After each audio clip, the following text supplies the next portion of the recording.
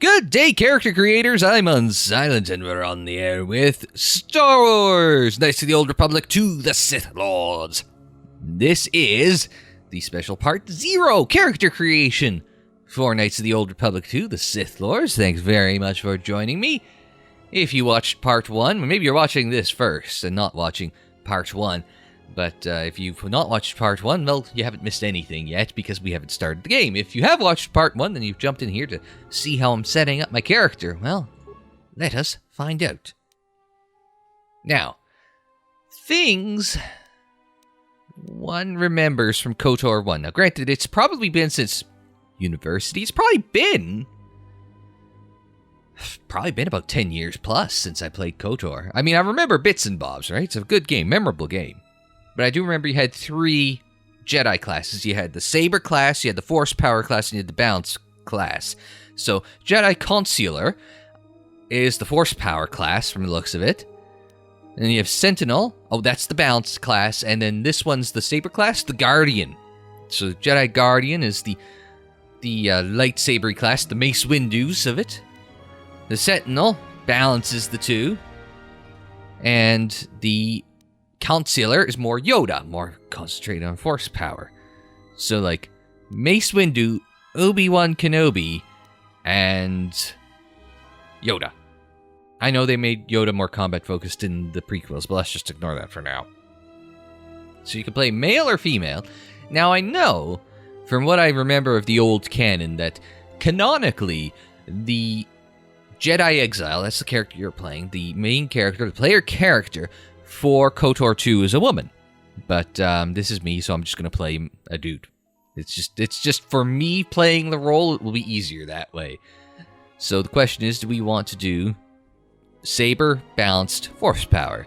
Now, if it's for more advanced players, it's been forever since I've played a KOTOR game, I'm going to take Chancellor off the table, but I also don't want to give up Force Powers. So I think we're going to take Sentinel. We'll take the Balance here. So, no, we're not doing a quick character, we're doing a custom character. Come on, we're not gonna spend, 15 minutes, 20 minutes building a character only for it to, just be a, generic character. Sorry, portrait. I wonder how many portraits there are. Oh, he's got a scar and everything. Oh, he's been in a battle. There's your pretty boy Jedi. Someone else that's been in a bit of a war. Obi-Wan Kenobi. Actually, if it was a little darker, he'd look like me before I shaved this morning. No, his part's in the middle. My part's on my left. It's just how my hair parts. I remember there was one guy in elementary school and high school who had a haircut parted in the middle, and he had a bowl haircut, so it was all buzzed down below the bowl. So use your imagination as to how it looked and how quickly he changed that haircut once he got to high school. Gingers have no soul, so they can't use the Force. I was going to say, there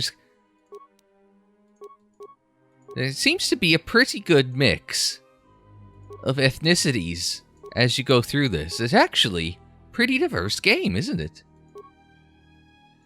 I mean, I wish they'd give you a little more to work with in the character models, as opposed to you have to pick the whole thing together. You can't pick, face shape. You could probably sit here and I could probably create a one-to-one recreation of me if I really wanted to.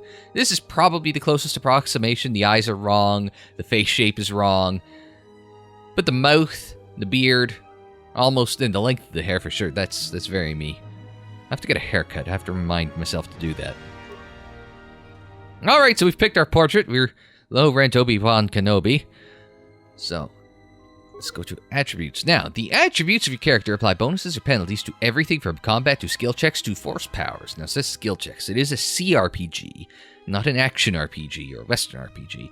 It's a CRPG, which means that every time, it basically does inside, behind the scenes, a dice roll in order to see how much damage is done, if things are successful, things like that.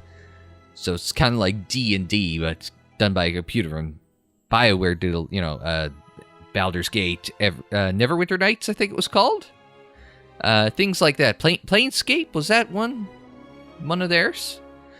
Things like that. Old Dungeons & Dragons licensed CRPGs is what BioWare really kind of made their name with at first. So that such a system carries forward to their Star Wars RPG isn't really that surprising, let's be honest, given their history. Now, we can put it into strength, dex strength, physical power. High strength adds modifiers to melee damage and chance to hit, which is important for characters that use close combat weapons, so it'd be important for us using lightsabers. Dexterity adds modifiers to ranged attacks, so blasters, the character's defense, making them harder to hit. Constitution is health and resiliency.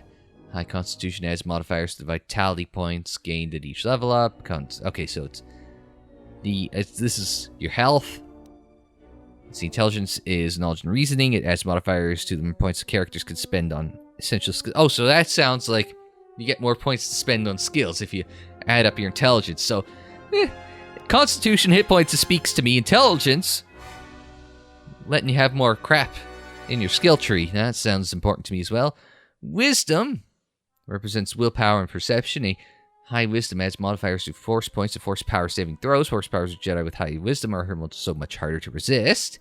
And charisma, little charisma, the potency of force powers also reduces the penalty when using force powers with an alignment. An opposing alignment, sorry. So light side characters with high charisma can use dark side powers with less of a penalty. So if I load up on charisma, I can use force lightning if I go with a light side character. Force lightning is a dark side character. A dark side power. Unless, of course, you're playing Jedi Outcast, in which case it's just part of the skill tree, which is awesome balls. Very gray Jedi there. Alright, so what does it recommend for my class? Probably even across the board? No, almost. Almost even across the board. So, I would think, if you're playing it's the Guardian class, that is the Saber class, I would imagine you're weighed heavily here. If you're the Chancellor or the Force Power class, you're weighed heavily here. And if you're my class, well, I guess you're just all of the above. I could take one off there. Can I take two off there? Now, which one was... There's Force Powers. A little Charisma. Kind of wondering. Let's do a little bit of that. I like that. I don't want it even out, but I like weighting it high, lead to Constitution and Intelligence. Those were the two that seemed most important for attributes to me. And yeah, I could see having the extra point in like Dexterity. That defense would help. But I'm also, Jedi. I'm not going to be using a blaster. I'm going to be using a damn lightsaber. Let's go. Right? So I don't mind putting it into strength. And Charisma, well, I'm already geared up for Force Lightning here, so... I want that charisma to lessen that penalty, so... I do wonder, though. I remembered KOTOR 1. Now, correct me if I'm wrong. Let's keep going. In KOTOR 1, the end result, you basically picked at the end whether you were a light side or a dark side. Where you fell on the alignment based on your decisions didn't really seem to do much. I don't recall, anyway. Maybe it affected character interactions, but it didn't really... In the end, you could save the galaxy as, having, gone with Force Choke and Force Lightning and all that crap, right? But maybe I'm just remembering it wrong. On to skills. Each of your character's skills has a number associated with it. This is the skill rank and determines how good the character is with that skill. When using a skill to perform an action, the rank is compared against a difficulty check or a DC number. For example, to open a lock with a DC of 15, take your skill rank in security plus your wisdom modifier plus a d20 roll. So I put in... What was it that I put into wisdom? I think that was, 12? Yeah, I think that one was 12. So 12 plus whatever my security rank is plus my d20 roll. I guess that would... Unless wisdom is put in at a different factor other than 12 I put in there. So I would only need to, and if I didn't put anything into security, I would assume that you'd have to put one in security just to use the skill. So I'd have to d20 roll 2, so I'd have to roll a nat 1. Yeah, not happening. To fail, so yes.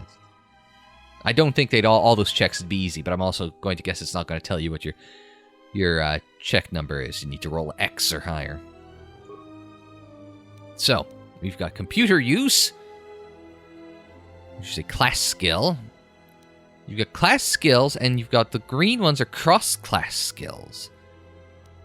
But the class skills cost 1 point, and the cross-class skills cost 2 points. Interesting. So let's take a look at them. Computer use. As a character, slice computer programs using disposable logic RAMs called computer spikes. I vaguely recall those from the first game. Character might disable gun turrets or flood a patrol area with more complicated tasks requiring more spikes. High rank of the skill reduces the number of spikes by 1 to a minimum of 1 for every 4 points total, including attribute score modifiers. Okay. So if I put 4 points into that, you know, if I were something requiring 2 spikes, I would only need 1 spike, I guess. I assume as it gets more complicated and later on in the game it'll get more complicated, then you would probably have a benefit to putting it in there if you want to be a hacker, unless you had a companion character. I know you get a party. You had one in KOTOR 1. So if your party had somebody in your party, like I think you had an astromech in the first game, and you had HK-47, the assassin protocol droid. If one of them probably had high computer use, so hey, I need something hacked. Well, call on your droid, buddy. Demolitions. Demolitions can be used to set, recover, or disarm mines. Blah-de-blah-de-blah. Pretty basic. Stealth. Stealth governs the use of camouflage devices to enter stealth mode. If a character equips such a device and activates stealth mode, opponents must make an awareness check versus the character's stealth skill or be unable to detect them, even if the character is in direct line of sight. A character in stealth mode can set, disable, and recover mines. Party members will not automatically enter combat while in this mode. Combat cancels stealth mode. It won't work without a camouflage unit. Units of higher quality grant a bonus to the skill. Cannot be used untrained. Oh, right, like I was saying with the computer use, it's probably not able to be used untrained. Let's see, the awareness. And, detect. And objects or enemies hidden by stealth. Alright. Persuade. A little charisma. Only the main player character can select this during level up. Persuade options appear in dialogue when interesting or sensitive information is available that character might otherwise be reluctant to reveal when selected. Rank in this skill is compared to how extreme the request is. Difficulty class low, medium, or high relative to player level. A guard might easily agree to increase a bounty, but convincing him to leave his post would be much harder. Okay, makes sense. Repair. Fix disabled mechanical devices like droids using disposable packages of parts. Alright. Another 2-point cross-class skill. Just kind of edge you away from it a little bit. Security. It's used to access electronic locking devices. Once a character invests points in the skill, it becomes one of the default options on targeted doors and containers. Security spikes grant a bonus to the skill. Blah, blah, blah. Right. And treat injury improves the amount of damage healed when a med pack is used, adding the modified rank to the number of vitality points healed. Advanced med packs and life support packs apply multipliers to user skills, increasing the amount healed again. Alright, so what does the game recommend for me? Nothing to treat injury, but 4s to the rest of them. Okay. Can we... Like, I don't mind 4 on computer use. I don't mind the 4 on persuade. I don't mind the 4 on security. But I might want to take 1 point away from each of these, stealth and awareness, and dump it into repair, because it just feels like one of those things that you might need. I don't mind not having anything in demolition, but I feel like repair is important. Alright, on to feats. What are feats? They allow you to use special items like heavy armor. Other feats modify saving throws and skill checks for the game. And some feats are used during combat. Check the description for details on a specific feat. Now, I vaguely... Oh, we've got some feats. We've got armor proficiency light, so we can equip light armor, I guess. Critical strike, flurry, power attack. I'm vaguely recalling some of these things. I remember flurry, I remember power attack, because you do a flip, and then you hit with your lightsaber. You do a front flip, and come down with the lightsaber. I remember that. I remember that. Power blast. I'm remembering some of these things. Sniper shot, blaster pistol, blaster rifle, lightsaber, melee weapons, Jedi defense, Force immunity, fear, Jedi sense, war veteran. Okay. Any of these, that was Jedi sense. Oh, which one is, war veteran, this one? No, it's Jedi defense. I forget the little icon for war veteran already. I don't see it on here. Nothing. would stick out as it anyway. Because it'd be just nice to know what the hell that thing actually does, but I think it's just a thing. Alright, so what have we got? 2-weapon fighting. I think that's self-explanatory. This is armor proficiency medium. Again, self-explanatory. Caution gives a +1 skill bonus to both demolitions and stealth. We don't have any points in demolition, so that's not going to do us any good, since I have to have at least 1 skill, or 1 point in a skill point to receive the bonus to that skill. Empathy, +1 to persuade, awareness, and treat injury. That sounds pretty good, alright. So it doesn't do very good. It's hard to see where it's a little flickering there. Gearhead, +1 to repair, security, and computer use. That might be handy. Conditioning, +1 to all saving throws. What else have we got? Oh, weapon focus. We can get more bonuses with the blaster pistol, blaster rifle, the lightsaber, and melee weapons. What have we got here? This is toughness. This feat gives the character 1 extra vitality point every time they level up. Bonus is retroactive for levels previously gained. Oh.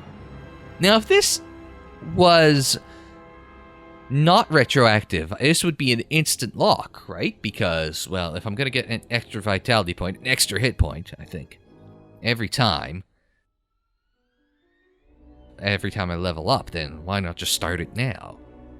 But this, I can wait till, like, level, whatever. I don't remember what the levels went up to in KOTOR 1. It wasn't very high, I don't want to say. It might have been, like, less than 20? So, I could wait until, like, level 10, level 15, and do that, and boop! An extra 10 or 15 hit points. Might mean the difference between life or death. It might mean it now, but... Let's see. Dueling! Foes using one-handed weapons about to gain +1 to attack and defense due to the efficiency of this form of combat. Applies to both ranged and melee weapons.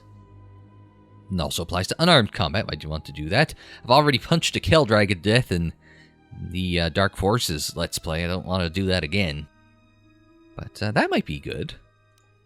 Demolitions is a cross-class skill. The feat gives the character advanced training with explosives. Demolition skills no longer considered cross-class and be purchased for 1 skill point per level. Ah, that's valuable. And repair. Okay, same deal for repair. Dual strike. Advanced training using teamwork to defeat members when an enemy that another party member is also attacking. The character gets a +2. Oh, so basically if you're double teaming a guy, it's worth more damage. Kind of like professional wrestling. Finesse with lightsabers. So that's just better for your lightsabers. Finesse melee weapons, better for your melee weapons. Alright, so what does it recommend? Toughness already. So it wants to add toughness. I mean, we can't... What was my other options I liked? I didn't like that. Didn't particularly care for that. Empathy seems like it would be important at some point. I wouldn't want to give up on that. Gearhead, repair... Repair security and computer use. Repair security +1 skill point. I think... Because toughness is retroactive, I don't want to jump in and do that straight away. I like Gearhead early on. I think that'll help. Repair, security, computer use, stuff like that, I think that'll help us. Name. Okay. Jason Aaron, no. I can't even say that. Mason Repner, no. Daner Sargent, no. Ran Karen, no. Shan Narth, no. Nico Scraff, no. Bruce Bassa, no. Dalo, God, I hate these names. Alright, hang on a second. Hang on. A few moments later. And we're back. So, I went on to the internet today, and I found this. Okay, I'm not doing the Jeremy Clarkson thing. No, I found a Jedi name generator, and I liked this one. It very, very Star Wars. Oh no, it's too long. It's supposed to be Hindvir Dawncrusher. I like the Dawncrusher. It's a very, very... I mean, it's a dark side name, don't get me wrong, but it's a very good name nonetheless. How am I going to make this? I need to delete one letter.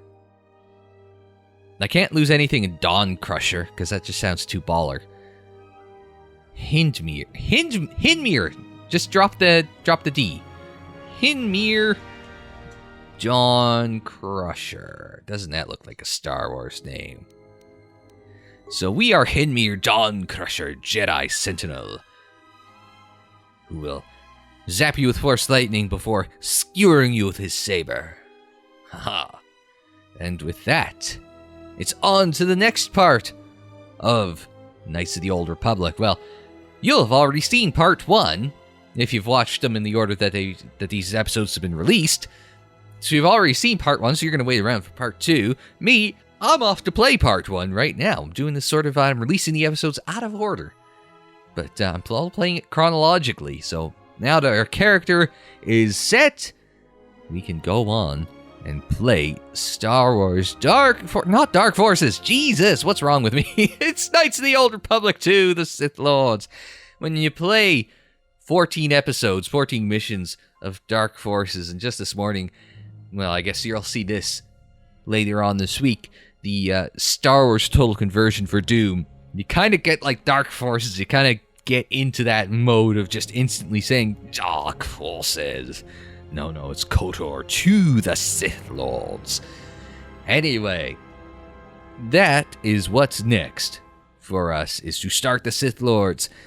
So hopefully you've watched it, and if not, you'll tune into that right now. So thanks very much for joining me for this character creation of Star Wars Knights of the Old Republic 2 The Sith Lords. Like the video if you liked it. Subscribe if you're new. Share on social media. Follow on social media. The social media handle is Unsilent on Air, and that is for Twitter, Facebook, Instagram, and Tumblr. Don't forget you can check out more Knights of the Old Republic 2 in the playlist. It's on the screen in the description down below, and more videos anytime on the channel page. And until the next time, I'm Unsilent. Thanks very much for joining me. Like, share, subscribe, and we will see you next time.